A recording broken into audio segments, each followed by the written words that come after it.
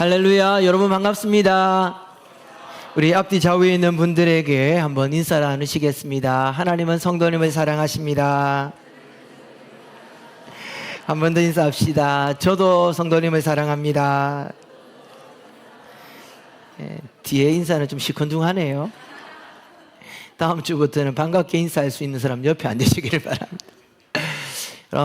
여러분, 우리 성도님들 중에 잠을 이루지 못해서 그 고충을 저에게 또 상담을 하고 기도를 부탁하시는 분들이 많이 있습니다.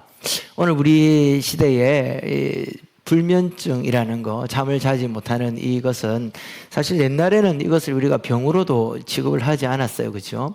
근데 현대 사회에서는 참 우리 현대인들이 알고 있는 가장 심각한 병이 아마 불면증이 아닌가, 또 가장 흔하게 겪고 있는 것이 불면증이 아닌가라는 생각이 되어집니다. 성경은 이 잠을 굉장히 신학적으로 설명을 하거든요. 하나님께서 우리에게 주시는 가장 큰 선물이 안식과 평강인데, 그 안식과 평강을 우리가 누리는 그것을 상징적으로 이야기할 때 잠을 주신다라고 말씀하세요. 그래서 잘 아는 시편의 말씀처럼 하나님이 사랑하는 자에게 무엇을 주시느니라? 잠을 주시느니라. 그래서 어떤 분들은 예배 시간에 그렇게 조시고 일어나셔서 설교 시간에 왜 그래 줍니까? 이러니까 하나님이 나를 얼마나 사랑하시는지 잠을 이기지 못하게 하십니다. 거기에 갖다 붙이는 말씀이 아닙니다.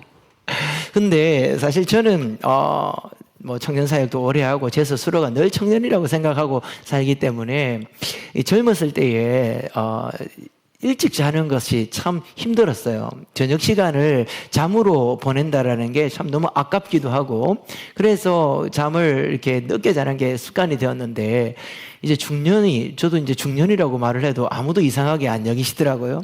이 말을 할 때는 성도님들이 좀 놀라주셔야 되는데, 목사님이 벌써 중년이 그렇게 안 보이는데 이렇게 해야 되는데, 이제는 중년이 이러면 전부 다 고개를 끄덕끄덕 하는 게 참 섭섭합니다.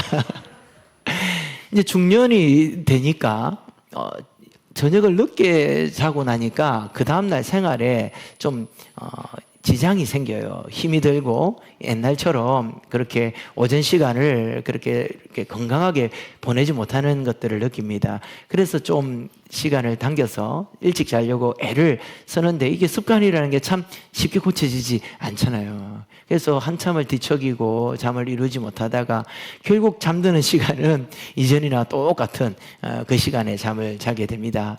그래서 요즘 저에게 생긴 습관이 하나 있어요. 잠이 오지 않을 때 제가 이렇게 읊조립니다. 나는 지금 행복한 아버지의 나라 안에 있습니다. 이렇게 제가 계속해서 입으로 고백을 하는데, 어느 날은 한 번 딱 말을 했어요. 하나님, 나는 지금 행복한 아버지의 나라에 있습니다. 이러고 바로 잠이 들어버린 거예요. 그래서 그때부터 계속 자기 전에 이렇게 말을 하는데, 어쩔 때는 한 번만에 잠들 때도 있지만, 또 어쩔 때는 10번, 20번 해서 잠들 때가 있습니다. 그러나 분명한 것은 그 잠들기까지의 그 시간이 그렇게 지겹거나 고통스럽지 않더라는 것이죠. 혹시 여러분, 우리 성도님들 중에 불면증 때문에 힘들어 하시는 분들이 계시다면 한번 써먹어 보시기를 바랍니다. 한번 따라해 볼까요? 나는 지금 행복한 아버지의 나라에 있습니다. 예, 이건 주문이 아니라 우리의 현실이고 우리의 지금 우리가 있는 우리의 상황이에요. 여러분, 하나님의 나라, 천국은 죽어서 가는 나라가 아닙니다. 하나님의 나라는 지금 우리에게 와 있고, 우리가 예수 그리스도를 구주로 영접하였다면 지금 우리 모두는 하나님 나라 안에, 행복한 아버지의 나라 안에 들어와 있다는 것을 여러분들이 믿으시기를 주의 이름으로 축복합니다. 그런데 참 많은 성도님들이 이 하나님의 나라, 이 천국을 누리지 못하세요. 왜냐하면 이 하나님의 나라가 무엇인지, 천국이 무엇인지를 잘 이해하지 못하기 때문입니다. 오늘 우리는 예수님께서 우리에게 가르쳐 주신 기도 중에 아버지의 나라가 임하옵시며 라는 이 기도문을 가지고 함께 말씀을 나누려고 하는데, 이 기도문을 바로 이해하고 또 이 기도를 온전하게 드리기 위해서는 우리 모두가 하나님의 나라가 무엇인지, 천국이 어떤 것인지를 알아야 이 기도를 온전하게 드릴 수 있고 바로 드릴 수 있다는 것입니다.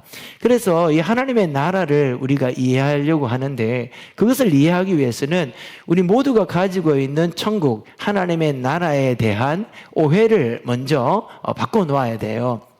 첫 번째 오해는 방금 전에도 말씀드린 것처럼 우리 한국교회 거의 대부분의 많은 성도님들이 천국과 하나님의 나라는 성도들이 죽어서 가는 세상이다라고 생각을 합니다. 그래서 천국은 우리가 예수 믿고 신앙생활 잘하면 죽어서 지옥 안 가고 천당 간다, 그것이 하나님의 나라라고 생각을 하는 것이죠.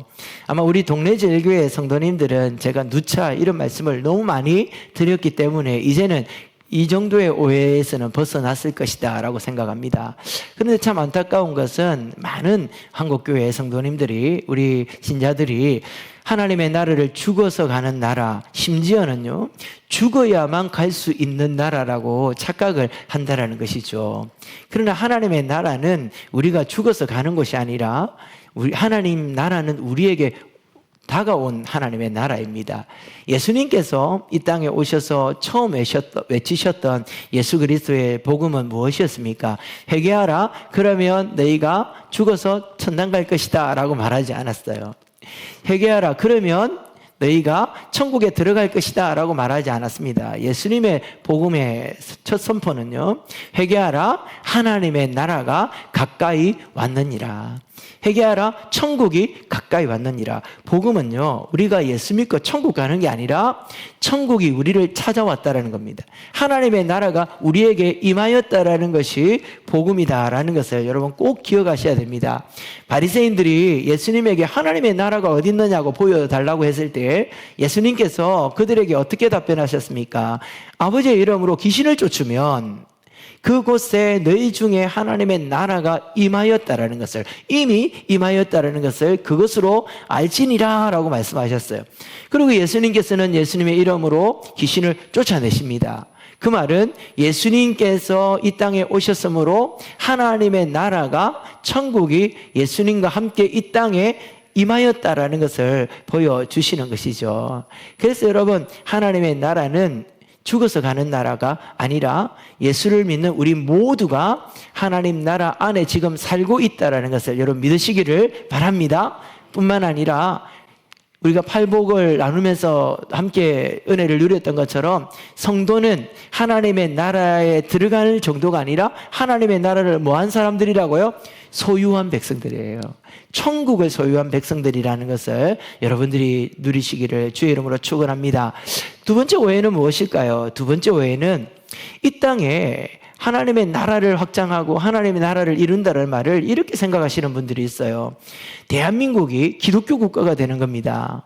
그래서 모든 거의 대부분의 사람들이 교회를 다니고 또 종교란에 기독교라고 체크를 하고, 그리고 사회 곳곳에 전반에 중요한 의사를 결정하는 영역에 크리스찬들이 들어가서 입법을 하고 사회의 질서를 세우고 원칙을 세울 때에 그리스도인들에게 유리하고 우리가 신앙생활하기에 편리하도록 이런 법들과 원리를 만들어가는 것, 그것을 꿈꾼다라는 것이죠.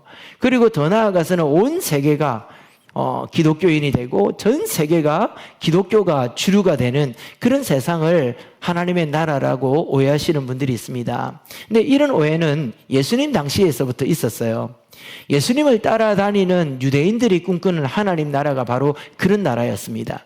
유대인들은 400년이 넘게 외세의 강대국의 침략을 받으면서 식민지 생활을 하였습니다. 그러면서 그들 마음속에 하나님의 나라라는 이 개념이, 성경이 하나님께서 우리에게 주신 그 개념을 벗어나서 자신들의 어떤 욕망과 탐욕과 그리고 사람들의 인간적인 소원을 담아서 하나님의 나라라는 하나의 정의가 만들어진 거죠. 그래서 예수님 당시의 유대인들은 예수님을 따라다니면서 하나님 나라를 구하고, 예수님에게 그 나라가 오심이, 당신이 오심으로 그 나라가 임한 것입니까? 라고 물어보기도 하고, 제자들은 예수님에게 그 나라가 임하면 나를 한편, 우리 중에 하나는 오른편에 하나는 좌편에 앉게 하여 주십시오 라는 그런 말을 하기도 하였습니다. 왜 그러냐면요, 그들이 꿈꾸는 하나님의 나라는 그들이 너무나도 어렵고 힘든 식민지 생활을 하면서 하나님의 예언하신 메시아가 오시며 그들의 왕이 되고, 그 왕이 온 세상 나라를 다 정복하고 난 이후에 그 백성들이, 그 민족이 세계 1등 국민이 되어서 전 세계를 다스리게 되는 나라를 그들이 꿈꾸고 있었던 것이죠.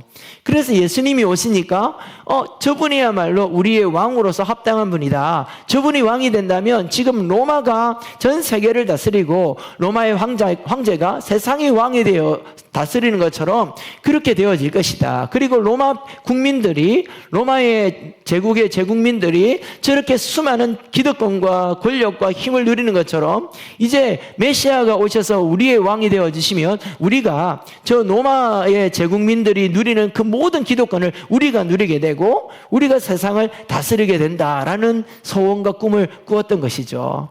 그래서 예수님을 따라다니면서 그렇게 열광하고 그렇게 찬송을 했던 겁니다. 그런데 그들의 마음에 그들의 소원과 달리 예수님께서 말씀을 하시니까 예수님은 십자가에 못 박아 죽게 만든 것이죠. 이와 같은 사람들의 욕망과 탐욕이 만들어낸 하나님의 나라는 여기에서 멈추지 않습니다. 중세가 되어지면요, 교회가 이 세상의 가장 강력한 권력 단체가 되어졌습니다. 그래서 이 교황의 권위가 한 나라의 왕의 권위보다 더 높아지고, 그리고 교회가 온 세상에 이 사회의 가장 강력한 기독권 세력이 되어진 것이죠. 그들에게 꿈은 이제 온 유럽 전체가 기독교 국가가 되었으니까 온 세상이 기독교 국가가 되어서, 그래서 교회가 세상을 다스리는 나라, 그들이 꿈꾸었던 나라가 바로 그런 하나님의 나라였다라는 것이죠. 그러나 여러분, 이와 같은 이 잘못된 탐욕의 나라는 정말 안타깝게도 지금 우리에게도 와 있다는 것이에요. 여러분들은 하나님의 나라, 이 땅 가운데 하나님의 나라가 임하고 우리나라가 하나님 나라 되게 하여 달라라는 그 기도를 드릴 때 어떤 소원을 가지고 하나님께 기도를 드립니까? 방금 전에 제가 말씀드린 것처럼 대한민국이 예수 믿기에 편리한 나라, 예수 믿는 사람들이 기독권을 누리고 예수 믿는 사람들이 큰 소리치고 교회가 세상에 있어서 가장 강력한 권력기관이 되는, 그래서 예수를 믿어야만 이 사회에서, 대한민국에서 편하게 살아가는 그런 나라를 꿈꾸면서 하나님의 나라라고 우리는 말하고 있지 않는지 돌아봐야 됩니다. 근데 참 여러분, 아이러니한 것은요, 그렇게 강력한 교회가 이 세상에 강력한 지배력과 권력과 힘을 가졌을 때 하나님의 뜻이 이 땅 가운데 이루어졌느냐? 아니라는 것이죠. 여러분, 교회가 타락하기 시작한 것은 언제부터였냐면 AD 4년경에 로마가 기독교를 이제 국교로 채택한 이후에 그때부터 예수 믿기 너무 편해졌어요. 예수를 믿는 것이 기독교인이 되는 그런 시대가 열린 겁니다. 왕이 개종을 하여서 기독교인이 되고요. 그리고 온 세상 나라 사람들이 예수를 믿고 교회에 들어오게 되었습니다.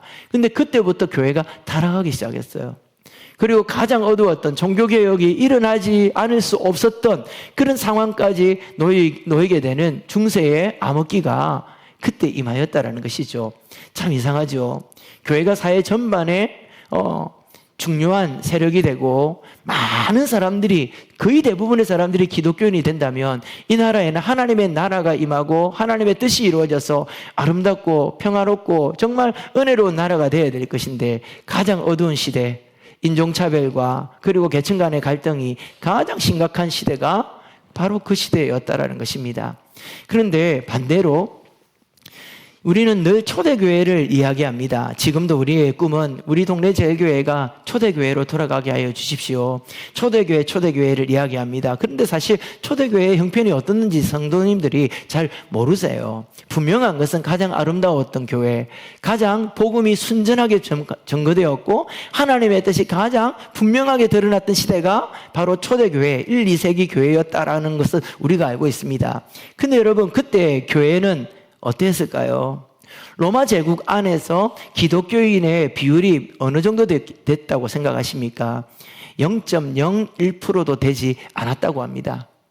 오늘 우리 시대에 청년들과 청소년들, 특히 우리 부산 경남 지역의 10대들의 기독교율이 3%도 채 되지 않는다고 우리는 막 눈물로 기도하잖아요.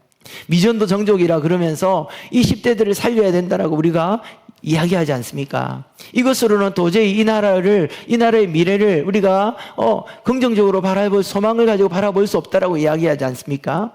그런데 로마 제국이라는 거대한 그 제국을 무너뜨린 초대교회는 0.01%의 성도들이 있었다라는 겁니다. 그리고 0.01%의 성도들의 거의 대부분의 신분은요, 95% 이상이 노예들이었습니다.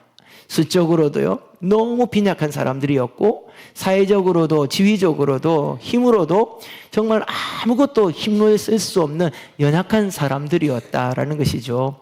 근데 그들이 거대한 로마라는 제국을 무너뜨렸습니다. 승리하신 것이죠. 무엇으로 승리했습니까? 무엇이 승리입니까? 우리는 오늘도 기도합니다. 하나님, 이 땅에서 승리하게 하여 주십시오. 한국 사회 안에서 교회가 승리하게 하여 주십시오. 우리가 그렇게 승리를 구하고 기도할 때 우리 머릿속에 있는 승리는 무엇이고 그 승리를 위해서 해야 할 수 있는 것은 어떤 것일까요? 초대교회 성도들이 그 로마라는 제국과 거대한 사회를, 이 세상을 이긴 힘은요, 사랑이었습니다. 그리고 고난 가운데 대적하고 저항하는 것이 아니라 그 고난을 참아 인내하는 것이었어요. 너무나도 나약하고 그 연약한 것으로 이 세상 나라를 이겼던 것이죠. 그렇다면 여러분, 하나님의 나라는 우리가 생각하는 것과는 정말 다른 것일 겁니다. 천국은 우리가 생각하고 정의하는 것과는 너무나도 다른 의미를 가지고 있는 걸 겁니다. 그럼 하나님의 나라는 무엇일까요? 제가 이것만은 여러분들이 꼭 외우셨으면 좋겠어요. 앞에 제가 자막을 띄워드렸는데 다 같이 한번 읽어보겠습니다. 시작. 하나님의 나라는 하나님께서 하나님의 백성들을 하나님의 땅에서 말씀으로 통치하는 나라입니다. 여러분, 한 번만 더 외우면 다 외우시겠죠? 다 읽으면 다시 한번 읽겠습니다. 시작. 하나님의 나라는 하나님께서 하나님의 백성들을 하나님의 땅에서 말씀으로 통치하는 나라입니다. 여러분, 이해가 잘 안 되시더라도 외우시면 좋을 것 같아요. 그러면 어느 날 이 의미가 무엇인지 여러분들에게 깨달아질 것입니다. 또 한 가지를 더 여러분들이 꼭 기억하면 좋겠습니다. 이 하나님의 나라는 장차 죽어서 가는 나라가 아니라 이미 우리 가운데 와 있으며 예수 그리스도의 재림으로 장차 완성될 나라라는 것을 여러분들이 꼭 기억하시기를 바랍니다. 안 보고 시험을 한번 치보고 들어갈까요?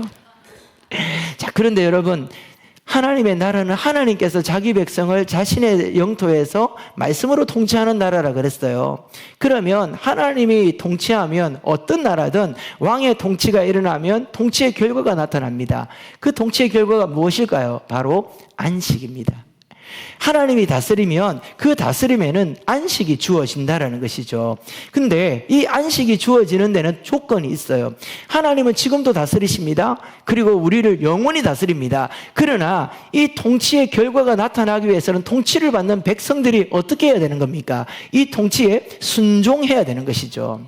하나님은 통치하시고 우리가 순종할 때 그때 하나님의 나라가 임하여서 안식이 주어진다라는 것이에요.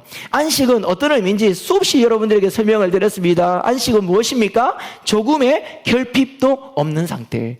가장 잘 설명하는 성경 구절이 시편 23편 1절입니다. 여호와가 나의 목자시니 내게 무엇이 없으리로다? 부족함이 없으리로다. 조금의 부족함도 없는 것, 그것이 바로 안식이에요. 그 어떠한 결핍도 없는 것, 그것이 안식입니다. 그래서 하나님의 나라는 한마디로 안식의 나라라는 것이에요. 근데 그 안식의 나라는 무엇을 통해? 하나님의 통치 앞에 순종하는 백성들의 순종을 통하여서 우리에게 찾아온다라는 것이에요. 그럼 반대로 불순종하면 어떻게 될까요? 안식이 깨어집니다.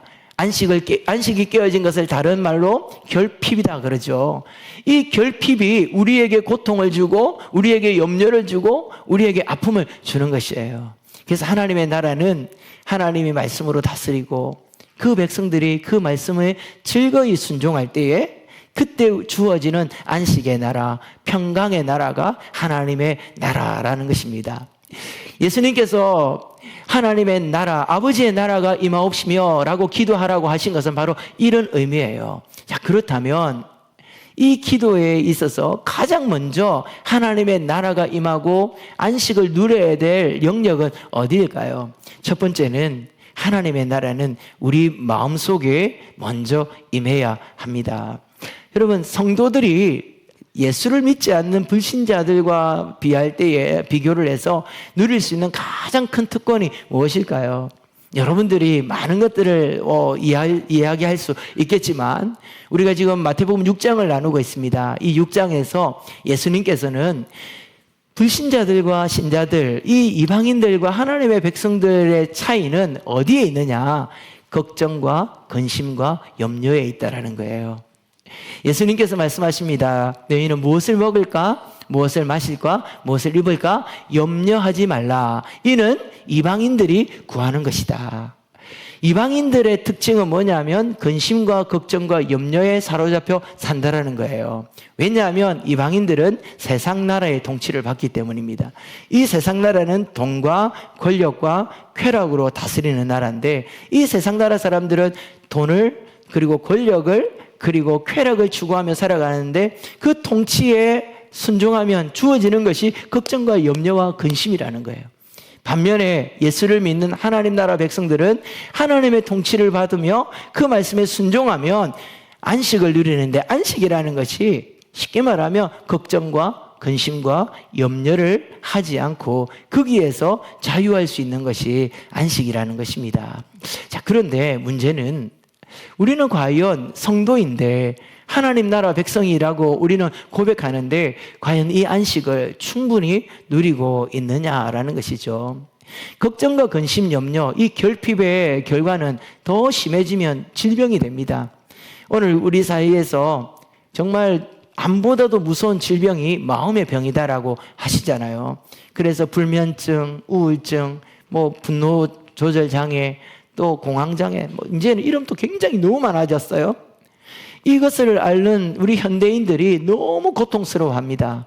그런데 예수를 믿는 성도들은 여기에서 자유할 수 있습니까? 제가 알기에도 우리 성도님들 중에도 불면증 약이 없으면 잠을 못 주무시는 분들이 계시고 우울증 약을 오랫동안 복용하고 계신 분들도 있어요.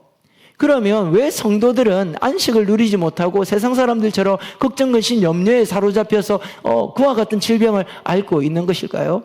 심지어는 목사님들 중에도 얼마나 많은 목사님들이 이 마음의 병에 걸려서 목회를 그만두시는 분들이 계신지 모릅니다. 선교사님들을 대상으로 건강검진을 하면요, 가장 많이 나오는 질병이 우울증과 공황장애예요. 그렇게 열심히 예수를 믿고 주를 위하여 헌신하며 선교사역 온 생애를 하나님께 드려나간 그분들에게 왜 이와 같은 질병이 걸리는 것일까요? 제가 정말 사랑하고 존경하는 제 신대원 동기 목사님이 있습니다. 2년 동안 저와 함께 기숙사에서 룸메이트를 같이 했던 목사님인데요. 정말 탁월한 분입니다. 신대원 입학할 때 수석으로 입학하셨고요. 유명한 명문대를 장학생으로 입학해서 장학생으로 졸업한 분이에요. 제가 늘 보면 정말 부럽습니다. 제가 10시간 만에 할 수 있는 거를 이분은 1시간 만에 해내는 거예요. 타고난 공부에 대한 재능이 있는 분이에요. 늘 제가 기대를 했거든요. 근데 그분이 지금 목회를 그만두시고 공장에서 일을 하십니다. 이유는요, 우울증 때문에. 얼마 전에 제가 통화를 했는데 왜 좀 어떠냐고 그러니까 말도 하지 말아요. 이분은 정말 저하고 친근하고 정말 다정한 형님이었는데 말이 너무 거칠어지셨어요. 그러면서 내가 너무 힘들어서 요새 마음이 거칠다 이러면서 하시는 말씀이, 죄송합니다, 제가 설교하면서 좀 거친 말을 해서 그 목사님이 하신 말을 그대로 옮기고 싶어요. 우울증을 병도 아니다라고 말하는 사람을 보면 죽여버리고 싶대요. 너무 힘들어서 정말 이 고통을 우습게 생각하는 사람들이 너무너무 믿대요. 1년에 한 두세 차례 막 쓰나미처럼 몰려올 때는 정말 차라리 죄송합니다, 암병이 차라리 암이 걸리면 좋겠다. 이 고통을 어떻게 내가 이걸 이겨낼까 너무 힘들어서 그렇게 고통스러워한다는 이야기를 제가 들었습니다. 정말 탁월한 인재였고 너무너무 귀한 목사님인데 지금 목회를 못하시고 그 병과 사투를 벌이고 있는 것을 볼 때에 마음이 너무너무 아픕니다. 그러면 여러분, 마음의 근심과 걱정 그리고 이 결핍의 결과로 주어지는 이 마음의 병은 불순종이 그 원인이라 하였는데, 그럼 그런 분들은 하나님의 말씀의 통치에 불순종해서 벌을 받은 것일까요? 우리 성도님들 가운데도 또 목사님들 가운데도 선교사님들 가운데도 우울증과 불면증과 또 이런 마음의 병에 고통하는 분들이 있는데 그분들은 그러면 불순종해서 그것에 대한 벌을 받는 것입니까? 저는 이것에 대한 답으로 질문을 바꾸고 싶어요. 그렇지 않는 여러분들은 잠도 잘 주무시고 전혀 마음에 그런 아픔, 근심도 걱정도 없는 분들은 말씀을 너무너무 잘 순종해서 하나님의 말씀에 너무 잘 따라가기 때문에 그런 병에 걸리지 않은 것입니까?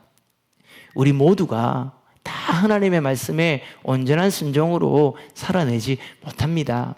단지 그분들은 우리와 똑같은데 마음의 그릇이 우리보다 연약하기 때문에 좀 더 잘 깨어지는 마음의 그릇이라서 그런 것이고, 또 그분들은 우리는 상상하지도 못할 엄청난 상처와 충격을 받았기 때문에 그런 것이지, 우리보다 더 많은 불순종 때문에 하나님의 말씀을 거역하기 때문에 벌을 받는 게 아니라는 거예요. 여러분, 하나님의 말씀을 순종한다라는 거, 어떤 내가 정말 평안한 삶을 누리니까, 나는 정말 하나님 말씀 잘 들으니까 내가 이런 은혜를 받는다라고 오해하시면, 착각하시면 안 됩니다. 하나님의 말씀을 순종하는 거, 그래서 하나님의 나라가 우리 가운데 임하여 그 안식을 누린다라는 것이 저 영원한 천국, 완성된 하나님의 나라에서는 자연스러운 거예요. 우리 주님 다시 오시면, 우리 주님 재림하여 하나님의 나라, 그 영광스러운 나라가 완성되는 그 나라에 들어가면 요한계시록에서 우리에게 약속하여 주신 것처럼 그곳에는 눈물도 없고 아픔도 없고 배고픔도 없으며 주림도 없는, 어떤 결핍도 없는 완전한 안식을 누리며 우리가 그 나라 안에 살아가게 될 것입니다. 그러나 지금 이 땅 가운데 살아가는 날 동안에 이 안식을 누린다라는 것은 너무 힘든 일이에요. 그냥 되는 일이 아니라는 것이죠. 제가 최근에 이 목사님의 말을 1부 때도 했으니까 2부 때까지 하면 4번째 인용을 하는데, 제가 얼떨결에 들었는데 제 마음에 깊이 새겨지는 겁니다. 이 목사님은 한국 교회에서 목사들의 목사라고 존경받는 목사님이세요. 이제 하나님께서 불러가실 날이 멀지 않은 노년에 은퇴하신 이 노년의 목사님이십니다. 그 목사님이 평생을 목회하시고 이 인생을 다 사시고 이제 살아갈 날이 몇 날 남지 않은 이 어른이 이런 말씀을 하시더라고요. 악을 선으로 갚으라는 이 하나님의 말씀을 지키는 것이 여러분 얼마나 어려운 줄 아십니까? 우리의 온 인격이 선으로만 가득 차 있다면 그건 쉬울 거예요. 그러나 우리에게는 하나님이 주신 선한 마음과 또 이 세상에 속한 악한 마음이 늘 공존합니다. 그래서 악을 선으로 이기기 위해서는 내 핏줄이 터져나가는 고통을 인내하고야 할 수 있는 일입니다. 나에게 악을 행한 그 악인을 선으로 환대하기 위해서는 내 혈관이 터져나가는 아픔을 참으면서 그걸 참아내야 겨우 할 수 있는 일입니다. 이렇게 말씀을 하시더라고요. 그건 그분의 고백이었어요. 자신이 목회하는 교회 안에 마음에 정말 어려움을 주고 고통을 주는 성도들이 있었는데, 여러분, 목사는 그래도 그냥 그 다음날 기도하고 한번 울고 나면 다 용서한다, 그렇게 생각하시면 안 됩니다. 그 훌륭한 목사님이 고백하는 거예요. 그 한 명의 성도를 용서하고 그의 악을 선으로 갚기 위해서 정말 내 혈관이 터지는 줄 알았다. 내 핏줄이 터져나가는 고통을 내가 느꼈다. 여러분, 하나님의 말씀은요, 그렇게 지켜지는 것입니다. 왜냐하면 우리 안에 그 말씀을 거역하는 이 세상 나라에 속한 육신의 정욕이 너무나도 강력하기 때문에 우리는 악을 선으로 갚으라는 설교를 너무 쉽게 하죠. 그리고 여러분들은 너무 쉽게 아멘이라고 합니다. 팔복을 설교할 때 저도 그랬고 여러분들도 그랬어요. 그런데 그렇게 쉽게 아멘 할 수 있는 거 아니고, 그렇게 쉽게 이 강단에서 여러분들에게 자신 있게 큰 소리치며 설교할 수 있는 문제가 아니더라는 것입니다. 예수님께서 십자가에서 저들의 죄를 용서하여 달라는 그 예수님의 그 용서는 예수님의 혈관이 터지고 핏줄이 터져나가는 그 인내로서 주님께서 우리에게 베풀어 주신 은혜라는 겁니다. 그래서 여러분, 누군가가 용서가 되지 않는 거 쉽게 포기하지 마십시오. 정말 혈관이 터지고 핏줄이 터지는 고통을 인내하면서까지 이루어내야 안식이 임하는 겁니다. 그리고 여러분, 이것 또한 기억하시기를 바랍니다. 누군가가 도무지 나를 용서 못할 죄를 내가 그 사람에게 지었는데 그 사람이 나를 용서해주고 나를 환대해준다. 그냥 된 게 아니에요. 그분이 마음씨가 착해가지고, 그분이 너무 선해가지고 그냥 이루어진 게 아닙니다. 그분이 악을 행한 나를 선으로 갚아주기 위하여서 그분은요, 혈관이 터지고 핏줄이 터지고 온몸이 찢어지는 그 고통을 이겨내고 나를 용서해 준 거예요.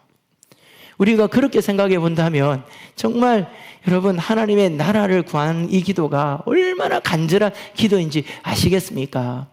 그냥 되는 게 아니죠. 그래서 여러분, 이 기도는요, 하나님 앞에 하나님의 나라가 임하여 하나님 나를 다스려 주시고 통치하여 주십시오 라는 우리의 간구임과 동시에 또 한편으로는 하나님, 내가 그 하나님의 말씀을 지키기 위하여서 하나님께서 우리에게 주신 그 말씀의 통치에 순종하기 위해서 너와 이와 같이 헌신하고 결단하고 목숨을 다하여서 생명을 다하여서 이 말씀을 지켜나가겠습니다 라는 우리의 헌신과 결단이 포함되어져 있는 기도라는 사실을 여러분 기억하시기를 바랍니다.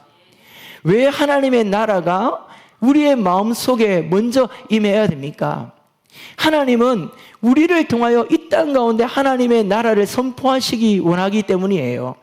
우리를 통하여 하나님의 안식을 이 땅 가운데 보여주고 하나님의 다스림의 그 은혜가 무엇인지를 나타내기를 원하시기 때문입니다. 그런데 우리의 마음속에 하나님의 나라가 임하지 않으면 우리를 통하여 이 땅 가운데 하나님의 나라가 나타날 수가 없는 것이죠.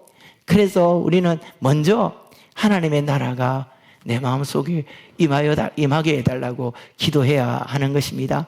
사랑하는 성도 여러분, 아버지의 나라가 임하옵시며 라는 이 기도를 너무 쉽게 주문 외우듯이 그렇게 외우지 않았으면 좋겠어요.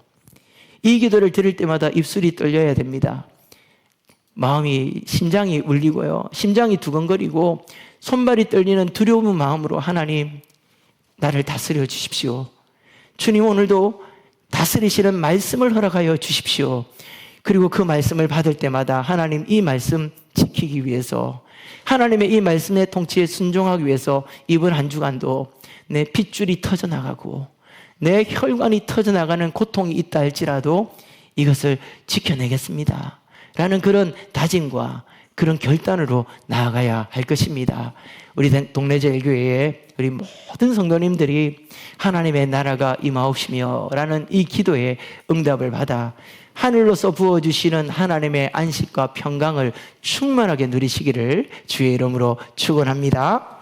우리 오늘은 너무나도 복되고 너무나도 감사한 날입니다. 성찬과 세례를 나누게 될 건데, 오늘은 세 분의 성도님들이 학습을 받으시고 그리고 두 분의 성도님들이 세례를 받게 됩니다.